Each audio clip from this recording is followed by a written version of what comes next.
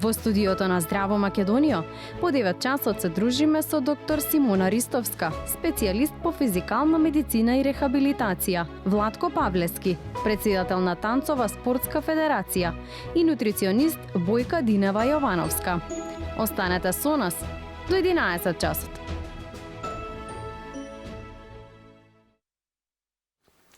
Така е, да останете со нас. Верувам дека и во овој дел по 9 часот ќе го задржиме вашето внимание, како што можете да видите во најавата. Повторно имаме интересни гости, различен спој, различни професии со кои што ќе позборуваме сето она кое што од тие го работата. Секако денеска малку и ќе готвиме во кујната. Но пред да ги поздравам уште еднаш гостите кои што го видовте во најавата, да ја поздравам и мојата колешка со која што од ова утре ќе ви бидеме домаќинки. Добро утро, Александра. Добро утро вече за тебе и за целата македонска јавност. Верувам дека како секој утро, така и ова утро, утрински сте заедно со нас уште од 6:45, така ќе биде и на оваа трпа за кога обединуваме различни профили кои оставаат општествен печат. Но како што е ред да се ги поздравиме уште еднаш. Така е. Веднаш до мене Бојка Динева, која што е сертифициран нутриционист. Бојка, добро утро. Добро утро, благодарам на поканата. Така, со тебе првпат не се гледаме во Здраво Македонија, но еве за разлика денеска се дружиме, да речеме, во студиото и ќе подготвиме нешто ете утрински, можеби како инспирација што во текот на денот нашите гледачи да подготват. Да, убаво вкусно за предлог за еден убав ручек. Така. Добро, видиш до тебе ни е Владко Павлески, кој што е председател на Танцова спортска федерација, но кој што е дел од организацијата за Пиенскиот бал, која што ни се случува ете јубилејно 25 издание во Скопје оваа година. Добро утро. Добро утро. Благодарам за поканата и поздрав до гледачите на Канал 5 телевизија. Така, со вас наистина имаме многу теми за разговор, особено кога станува збор за танцово, за спортско танцување. Она кое што можеби не е толку, да речеме, познато кај луѓето и него согледуваат танцот како вид на спорт, но затоа и денеска ќе имаме можност и малку и да позборуваме и за тоа. Веднаш до вас, ние секако наша драга пријателка на утринската Здраво Македонија, доктор Симона Ристовска, специјалист по физикална медицина и рехабилитација. Доктор Симона, добро утро. Добро утро и добро ве најдов. Така, и со вас имаме убав разговор. Често пати се гледаме во вашата ординација, но еве денеска сте ни тука гостинка во студиото, во утринската, затоа што навистина со вас во однос на професијата која што ја работите, имаме многу теми за разговор и многу проблематики со кои што нашите граѓани се соочуваат. Па она кое што би го започнала во овој период, некако се чувствуваат оние главоболки, да речеме, променливото време, самата пролет која што го носи и луѓето најчесто бараат најразлични, да речеме, нели можности или начини како да се справат и да ја намалат таа болка, особено кога станува збор за хроничната болест како мигрената која што е. Тоа се велат оние кои што имаат дека се неподносливи болки. Оно кое што е интересно, денеска ќе зборуваме со вас, е дека тука ботоксот наоѓа исклучителна медицинска примена.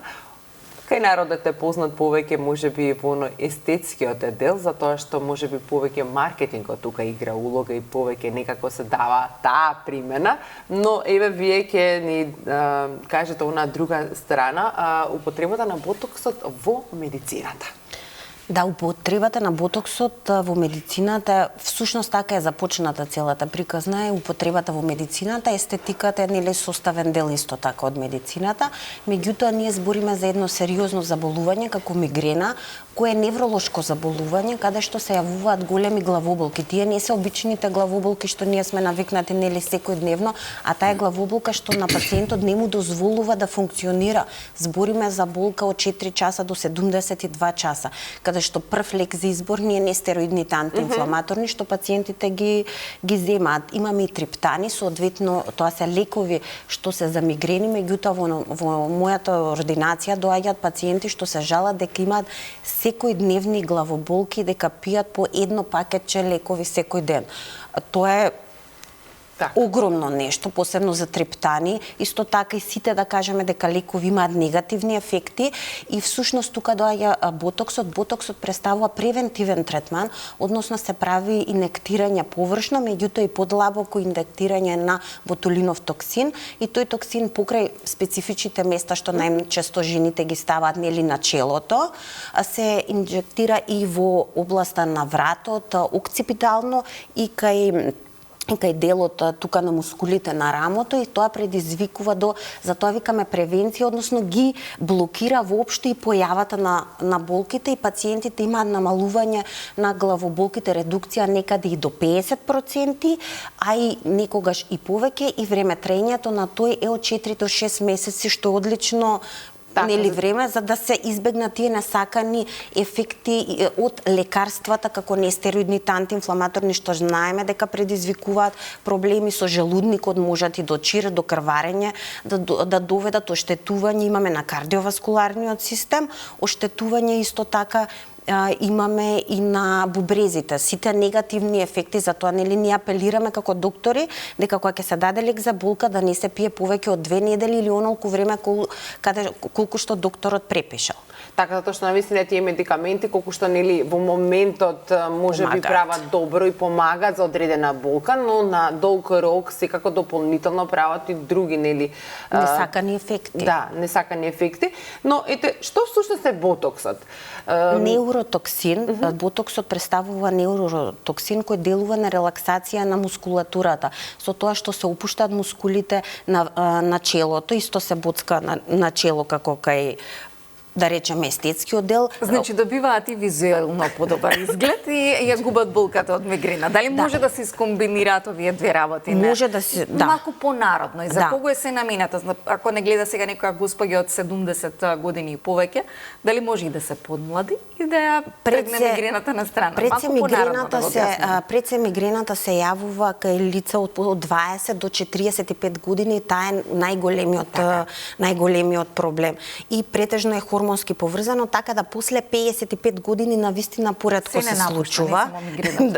Па не би рекла, значи со падот на естрогените ќе збориме во другиот дел, значи имаме негативни ефекти на доста на мускулоскелетниот систем, меѓутоа конкретно ова ретко се случуваат мигрени, односно некоја мигрена ако се јави, тогаш треба задолжителната пациентката да отиде на доктор, да не станува збор за некоја друга патологија, бидејќи може да има, не дај Боже, аневризма и да настане некое крварење. Споменавте пациенти од 20. Што се соочуваат овој тип на пациенти, бидејќи ова е навистина релативно млади пациенти, за да се има мигрена која што е генерално ја оставаме некако за во подоцнешниот период, е навистина. Не, тоа претежно зависи хормонски, нели многу е често и многу е поврзано исто да кажеме еден од факторите за влошување е стресот, нели знаеме секојдневните стресови, недостатокот на спиење, лоша исхрана, конзумација на кофеин. Сината светлина можеби тука да ја додадеме?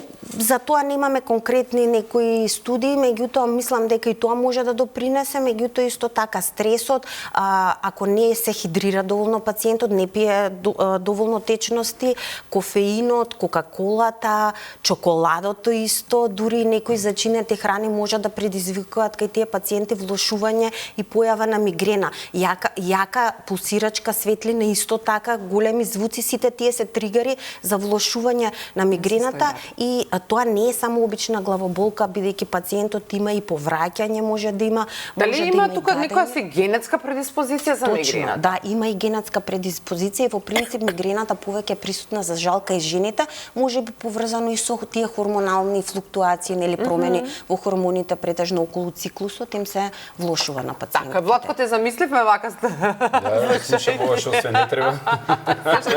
А ти уствари све јадеш од тоа чоколада, за свига чекај сега чоколадово да не го јадам. А танцот е лек за се. Мислам дека танцот и музиката Ние со танц го трошиме се. Така е, лек за се.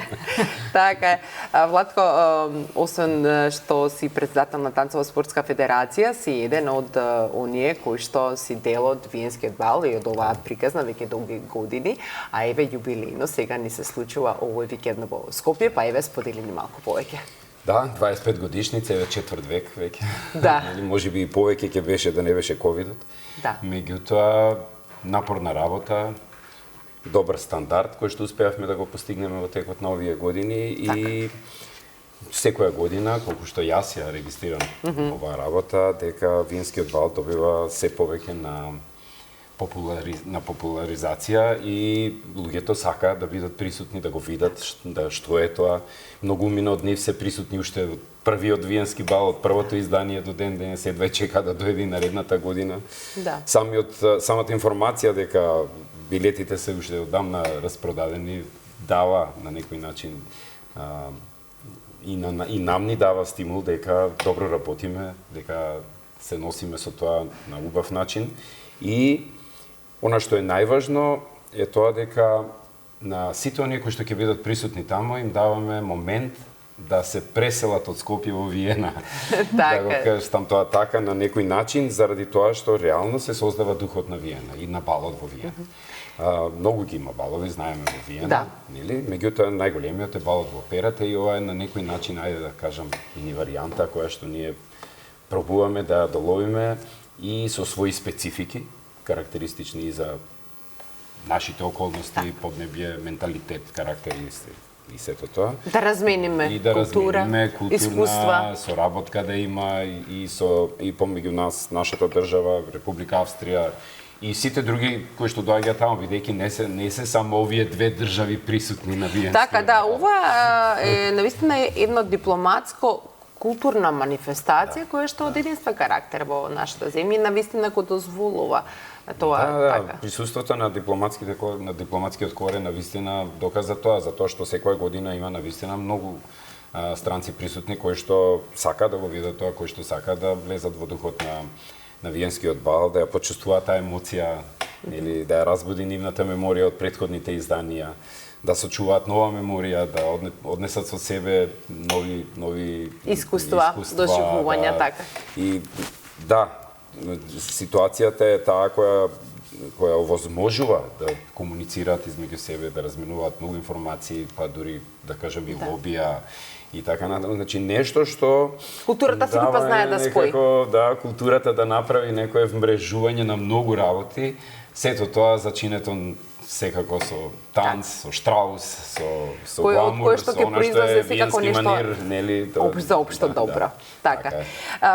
Колку е време потребно, бидејќи на виенскиот бал, исто така вашето студио за танц, Прима Данца, сте дел од она традиционално отварање кое што се случува. Всушност на виенскиот бал отварањето и сето тоа кое што е официјален дел е навистина онака како што се случува и во Виена. Да. Значи, веројатно е важно да се напомене дека имаме еден, ајде да го крстам така, формален и неформален дел. Или формалниот дел е традиционален. Дека јас и во друга прилика спомнав дека на пример виенскиот концерт во Виена на 1 януари има разни програми, меѓутоа завршува со една приказна, нели, на Убавиот Синдонов и Радецки марш. Ние постартуваме со свечено отварање кое е пропратено со полонеза, Радецки марш, нели? Тоа се numери со кои што навистина ја пробуваме да одржиме традиционалната жичка, дека што и да се случи на виенскиот бал, тоа сигурно ќе се случи на почетокот. И таа слика на луѓето им е позната, нели? Меѓутоа сакаат да ја видат повторно. Тоа е нешто што е традиција и сите чекаат традицијата да ја доживеат повторно. Така, и потоа следува и оној другиот дел, каде што имаме македонски евергрини, каде што... Интересно тука, например, во свечениот дел во свеченото отварање, тоа дека последниве 2 години ние внесуваме студенти. Така. Студенти се тие кои значи млади. Тоа ми е поентата. Поентата ми е дека влегуваат тие младите да ја доживеат и традицијата, културата што, да видат малку повеќе. Да, не само од кај мене од факултетот, јас сум професор на факултетот за физичко образование, спорт и здравје, каде што е и предметот танци мој. Туку и од други факултети од Универзитетот Свети Кирил и Методи, каде што сакат, имаше и голем притисок за тоа кој да дојде, значи многу студенти се појавија. Им беше интересно, искуствено и од минатата година и оваа година, како да ви кажам, многу брзо се напредува со нив во подготовките. Да, така, добро. Има ли интерес? Сакаат ли младите да танцуваат, Има, да. И она што најме сите прашуваат, а дали ако не знам да танцувам, дали треба да одам на виенскиот бал? Да, тоа верувам дека да, знаете како, таму треба да дојдете да уживате, да се опуштите, се релаксирате, да на таа нота и ако не знаете да танцувате, да се обидете нешто да се одиграте и свое, она што е свое. емотивно или вашето тело го генерира тогаш кога ја слушате таа вечна музика, нели? Оваа година се одбележува и 270 години од регањето на Моцарт. Значи, еве, секоја година има некоја жичка која што ја врзува Австрија на посебен начин со својата неверојатна ризница на култура и културни настани и луѓе и уметници кои што таа држава ги има дадено, така да но не го забораваме и нашето, нели, тука сме да еве ние кои што учествуваме сме од тука, нели, наши уметници исто така учествуваат со своји точки разни приказни. Имаме и две точки, ќе дојде еден пар кој што ќе настапува со сплет на латиноамерикански танци, тие се врбна танцова спортска двојка и кои што се спремни во шоу варијанта да прикажат латино танците. Доаѓа екипа од Грција, доаѓа со латино шоу точка, тоа е формацијски тим, 9 девојки ќе дефилираат со латино танци, значи тоа е, да кажам, танцовиот дел, нели? Оној другиот дел, ајде, евентуално подоцна ќе ги спомнеме и сите учесници. Така, Владко, верувам дека и оваа година заслужува да се спомнат сите. Да, навистина верувам дека и оваа година ќе има успешно 25-тото јубилејно одбележување на Виенскиот бал во Скопје. Бојка, како што кажа, со тибајте се гледаме што се вели на терен, ове денеска си ни тука и еден од поводите кој што си ни тука е затоа што еве твоето долгогодишно искуство некако си го срочи и во едно пишано издание. Да, неодамна издаде книга, па еве кажи ни малку повеќе околу содржината на она кое што излезе неодамна. Да, вака. Пред се морам да си кажем, јас сум отворена, заборив телефонот да го исклучам. Ако задзвони, мора да кажам. Камерманот колега ќе се јави. Ве молам, Перков. Колега Перков ќе одговори. Може ташната од другата соба да оди, да не ни смета. Да. Вака сега, ова мало книгиче јас си го направив од мерак, од љубов кон работата која што ја работам веќе 17 години. И внатре во нејзе ставив, затоа што јас обожавам, еве колку се задржа во кујната и заборив дека треба да се уклучиме. Тоа што учам да готвам со години, се трудам да направам некој рецепт. Срочено ми е во мало книгиче, каде што има рецепти за целото семејство. Има рецепти и за најмалите, односно малечките бебиња кога ќе престанат со доење да продолжат со исхрана. Така. Има рецепти за мали бебиња, совети за трудници, совети за доилки, на што како да внимаваат. Едноставно едно книгиче кое што треба да е дел од нашата кујна, од нашето секојдневие. Сите читаме книги, добро, не баш нешто многу сите, но сите некои што читаат книги, добро е и ваква нешто да имате убав прирачник. Па како мини готвач. Да, мини готвач. Ке си отварам, ако ја знам да правам пример бонанија манџа или гравче. Мене ми е чувството кога читам во книга, значи кога ќе мирисот на хартијата, кога ќе отворам да читам и да си готвам, на тоа ми е уживање. Имаме на интернет милион рецепти. Да. Не е тоа се дорека не фатиш хартија. Нешто така во раце да го имаш. Да си готвиш и едноставно има и текст каде што има мали совети, кај што се опишува денови во исхрана. Значи едноставно нешто кое што треба стварно да се има. Така. Љубов наслов носи четиво за подобар, успешен и исполнет животен век. Дали навистина важи она поговорка која имаме дека здравјето на уста влегува? Точно. Здравјето на уста влегува. Се што јадеме, тоа сме ние. Значи се што внесуваме внатре во нашето тело е знак каква иднина ние ќе имаме. Значи ние ако сме полни со енергија, полни со здравје, полни со живот, со позитивни мисли, ние може да живееме долго и успешно, да сме среќни, да сме исполнети, да не сме секој ден нервозни, стресни, а за жал се повеќе и повеќе и од млади, од повозрастни. Како ќе знаеш човек дека не се храни како што треба, дека нема правилен пат кон исхраната. Нервозен е. Так. Стресен е. Не можеш да оствариш комуникација. Наутро кога се вози, сите свираат, сите се нервираат.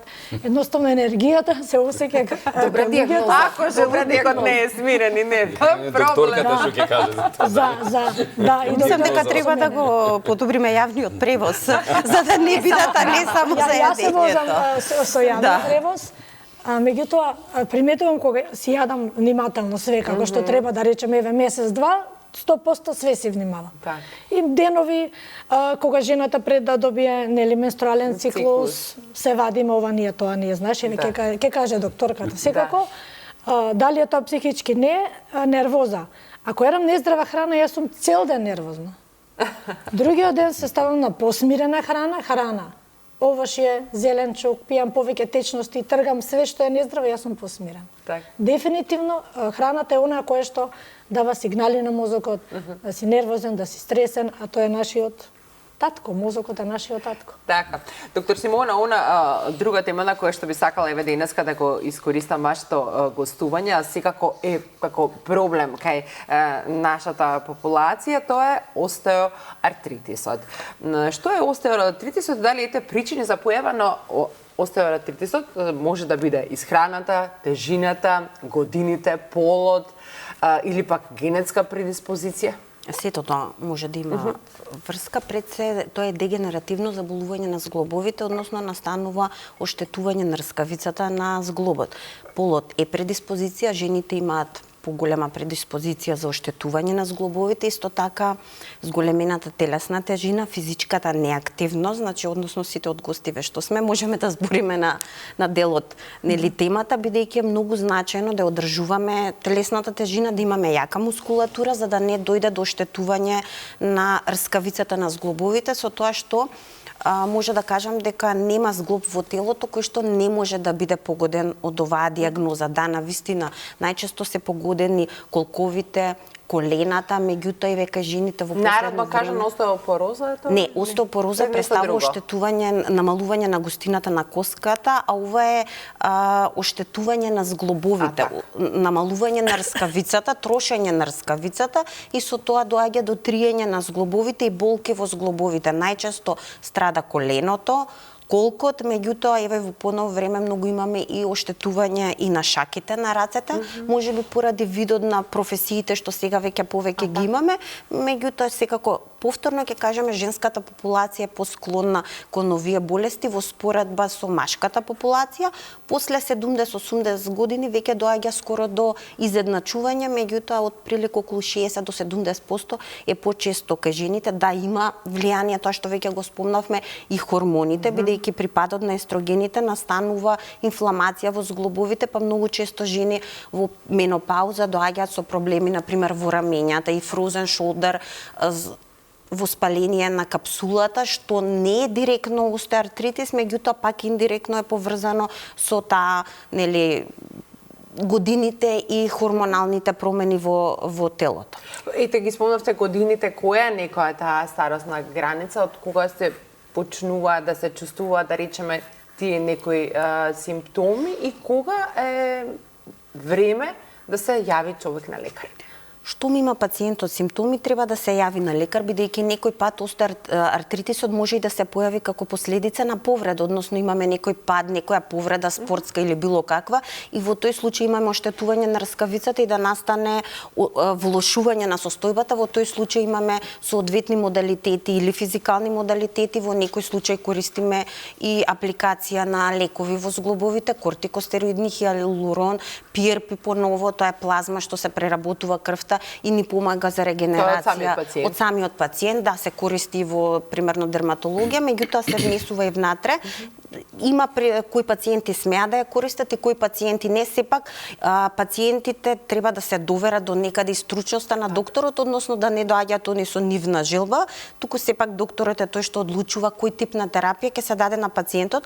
Кај помладите пациенти секогаш идеме нели со конзервативна терапија, меѓутоа има 4 стадиуми на оштетување на зглобовите, прв, втор, трети, четврти. Веќе кога настанува под 50% оштетување на рскавицата, покрај што пациентите имаат болки во зглобови, вкочането с придвижење, настануваат и остеофити, нели шилци, па доаѓа и до искривување, ајде да кажеме, на зглобот, пациентот многу често може да има фузија, народски што се вика вода во колено. Значи, не ќеме ние да, ако дојде пациентот, секако ќе го третираме и во тој стадиум, меѓутоа подобро е да можеме да делуваме и на превенција со физичка активност, со нормална телесна тежина и со физикални модалитети кога се потребни, бидејќи сега медицината многу има напреднато и стварно имаме можност на пациентите да им нудиме многу подобри услови, односно пред 15 години да се искористи тој потенцијал од медицината, а не да чекаме, бидејќи во крајниот стадиум веќе сме приморани пациентите да прават ендопротези, односно вештачки колена да се Колку се успешните третманите? Успешни ли се? Или зависи од сепак од фазата? Дегенеративната состојба тоа е еден вид старење. Значи не постои лек против старењето. Значи старењето е природен процес и ние не можеме да направиме пациентот да се подмлади. Меѓутоа може да направиме да се блокира фазата, односно ако го најдеме во прва или во втора фаза, да го забавиме процесот на старење на рскавицата. Бидејќи еве сега во моментот баш пред 2 дена имав пациентка на 35 години со оштетување на рскавицата, што за мене е премногу млада и таа пациентка за 10-15 години. Кои се причините за ова да се случи? Еве споменувате пациентка на 35 години со оштетена рскавица. Во нејзиниот случај конкретно можеби преголема телесна тежина, чести раѓање, флуктуација во тежини хормонски и некоја повреда, и тоа сето дури и повреди, спортски повреди кај некои што се бават со спортски активности знаат да направат оштетување. Имаме и многу пациентки што можеби вежбале неправилно или почињаат да вежбаат веднаш со голема тежина, големо оптоварување, без консултација и добиваат повреда, а не бенефит од вежбањето. Така да секогаш кога се почнува, посебно еве после бременост, после раѓање, треба пациентите можеби да идат со некои полесни вежби, па потоа да се зголеми интензитетот на вежбање за да не настане повреда. Меѓутоа, во секој случај сметам дека физичката активност е неопходна работа во секојдневното функционирање за заштита на мускулоскелетниот систем. Така, ете Владко, од твоите искуства и како професор, до кога се танцува? Или тука, до кога човек тогаш може да танцува? Ако веќе зборуваме, значи две се полиња, да кажем, едно е рекреативното, друго е спортното, да. Рекреативното е она кое што треба да го практицираат сите, нели? Цел живот. Не само како ситуација дека треба да знам да танцувам, туку физичката активност. И како танцувањето помага во овие работи. Вториот дел е спортскиот, но тамо се веќе потешки и посурови работите. Во системот за надпреварување дури има така наречена сениорска класа која што е поделена по години. Најстарата е сениори 5, кои што се преку 75 години возраст. Така, браво. Значи тие танцуваат, например, ние минатата година на нашиот традиционален надпревар Македонија Опен имаше сениори 5 стандард танци кои што танцуваа на подиум. Тоа беше навистина и празник за очи да видите како толку возрастни луѓе може да танцуваат и да трчат и да се овладуваат техника и да. Така, но она кое што еве и вие. Но тие се го апелирате, докторот и нутриционистина, да, е она кое што е најважно во целата ситуација и во однос на тие апели, превенции кои што ги зборуваме на најразлични теми, е дека најважно човек да остане витален и функционален. Има и соработка со медицината, да кажам, и танцувањето има. Значи од стручната медицинска фела кои што и препорачуваат, предпоставувам танцови во смисла на да ги наречам третмани или како го да. И музиката и танцот во комбинација тоа, не може да танцувате. А и нутриционистите исто така. И кога ќе вклучите и оваа страна, веќе ако за спорт зборите, тоа веќе, значи сите овие елементи мора да се внатре, инаку нема добар спортист. Затоа средината ставите денеска Владко. И нема да има успешен спортист ако не внимава на секаков начин, за каков и да е ова важи за било кој спорт, па и за танцувањето. Значи, ако го третираме танцот како спорт, ние сме со сите нишани влезени и сме под капа и на Министерството за спорт, или Светската федерација сме членки, таа е во Меѓународен олимписки комитет, значи хиерархијата е воспоставена во секој поглед. Имаше олимписка дисциплина пред 2 години. Така. Нели, значи,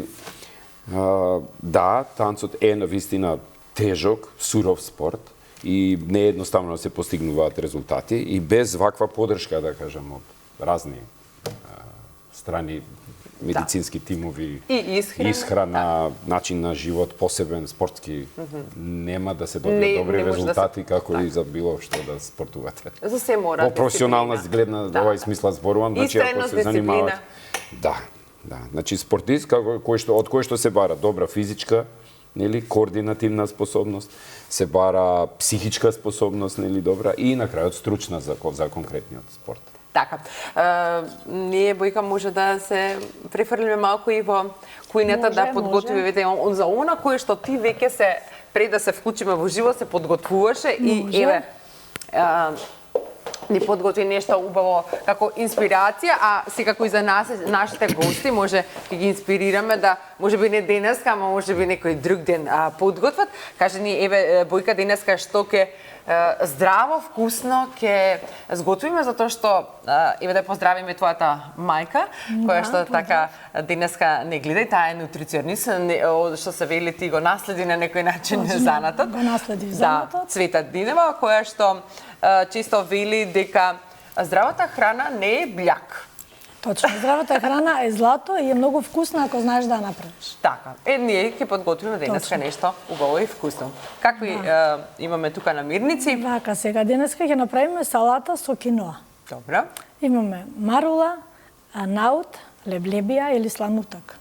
Така. На трет начин, киноата, 2 варени јајци, имаме маслинчиња, домат, морковче, ќе ставиме зачини сенф, маслиново масло. Еден дресинг убав ќе направиме, значи салата протеински богата за секој што ќе. Ите за киноата, оние кои што многу, каква е специфика има киноата? Сега е доста популарна, можеби во минатото толку многу и не се користеше или не беше достапна кај нас на пазарот за да нели ја вклучиме во исхраната, но сега навистина ја има и тоа и во повеќе има. Шарена, еве ние денеска имаме тука бела, но бела киноа, да. Зошто киноата, да речеме, ете толку добра да биде дел од нашата исхрана? Киноата е семе кое што е високо протеинско, високо антиоксидантно. Значи, киноата е нешто кое што се користело и пред многу години. Инките, андите ја користеле порано, се користела како лек, се користела кај... Порано се користела пред многу години за исхрана за добиток. И сега може би тоа малце е чудно зашто ние го јадеме, како што, например, просото за птиците и за нас.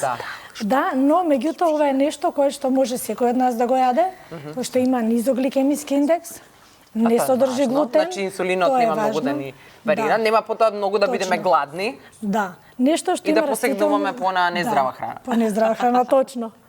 Добро, сега можеме да започнеме со подготовка. Имаме и младо кромиче. Ќе ни помогне и да сивнеме килограми, ќе се согласи со мене докторката, значи кој сака да има здрави коски и да танцува убаво. Ете, мојата керка е 3 години веќе иде во студио за модерен и джез балет.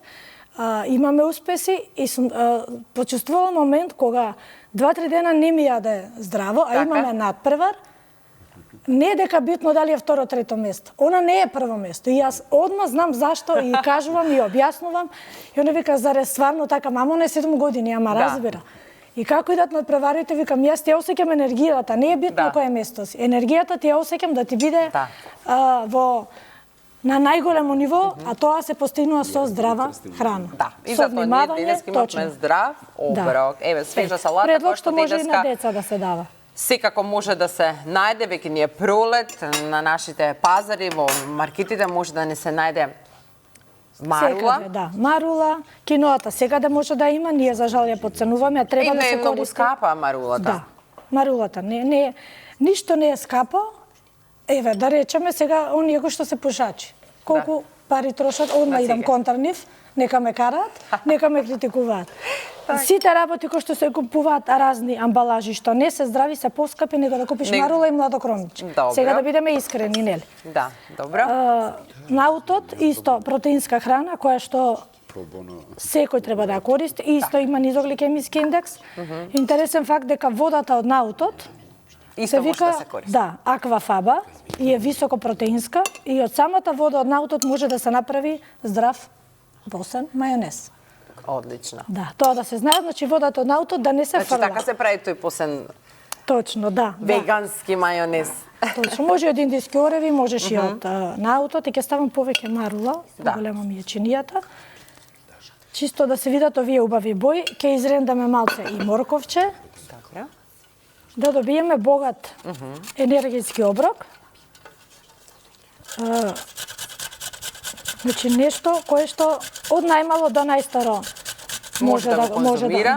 да го конзумираат.